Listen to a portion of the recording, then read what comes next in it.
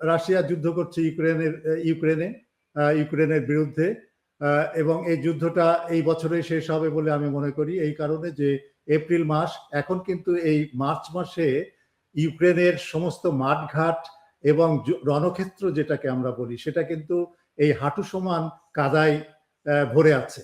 সুতরাং সেখানে ট্যাঙ্ক চলবে না, সেখানে কোনো যানবাহন চলবে না, যুদ্ধ যানবাহন, এবং সেই কারণে আপাতদৃষ্টিতে মনে হতে পারে যে যুদ্ধে একটা বিরতি এসেছে।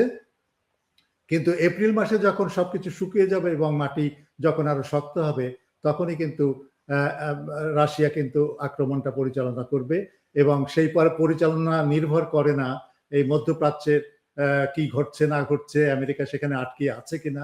এবং আমেরিকা তো আটকে থাকতে পারবে না। এখন যেটা বাস্তব সেটা হচ্ছে এই যে গালফ স্টেটের যে সমস্ত ইনফ্রাস্ট্রাকচার ছিল, অবকাঠামো ছিল আমেরিকার, সেই রাডার থেকে শুরু করে নৌঘাটি থেকে শুরু করে যে সমস্ত উপস্থাপনা ছিল, সেগুলো প্রায় ধ্বংস, 80% ধ্বংস হয়ে আছে। সুতরাং যেভাবে মধ্যপ্রাচ্যকে ব্যবহার করে এবং সেখানকার ঘাঁটিগুলো ব্যবহার করে রাশিয়ার বিরুদ্ধে আমেরিকা তার প্রক্সি যুদ্ধ চালাতো ইউক্রেনকে ব্যবহার করে, সেই সম্ভাবনা নেই এখন।